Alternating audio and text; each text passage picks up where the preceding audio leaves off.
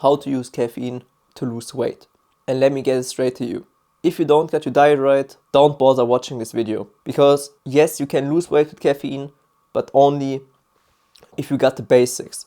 And having a great diet is the bare minimum. So if you don't got it, just skip this video and watch some videos about how to diet right. Anyways, let's begin. Caffeine is great because it can suppress your appetite, which is handy if you want to lose weight. And you can use caffeine in two ways. First, you can use it to skip meals. And secondly, you can use it to eat less. And if you want to eat less with caffeine, you just have to drink a coffee between your meals.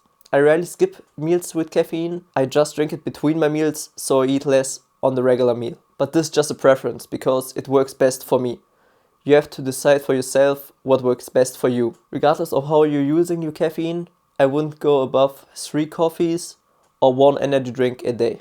This is because you always have to keep in mind, caffeine is a drug. And with all drugs, you can overdose. And this might sound dramatic, but there are many cases where especially young people died of a caffeine overdose. And especially with energy drinks, it's very easy to overdose. Also with other drugs, caffeine is very addictive.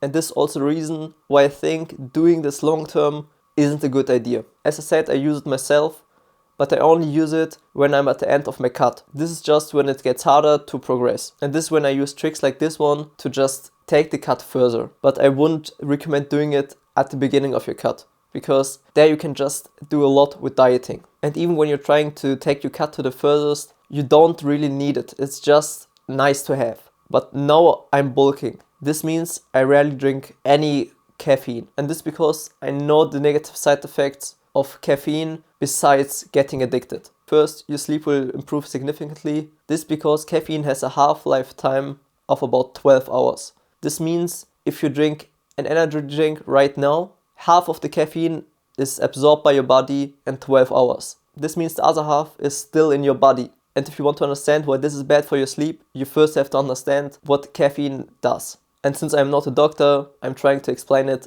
as simple as I can. Basically in your brain there are little receptors which can be docked by melatonin to make you sleepy.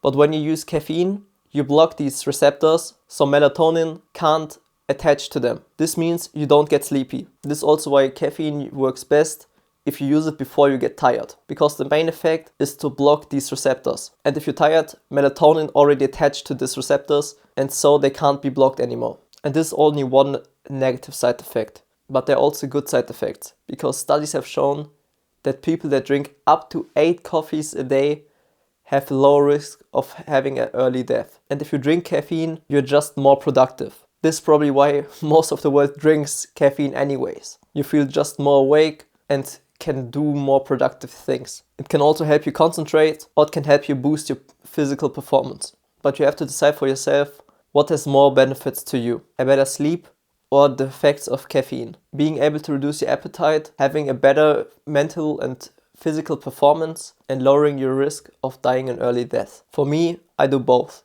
When I'm cutting down, I use caffeine, and when I'm not cutting down, I try to minimize my caffeine. But as I said in the beginning of this video, if your diet isn't right, you won't lose weight. It's that simple. Thank you for watching. That's it. Have a nice day, stay fit and alive. Goodbye.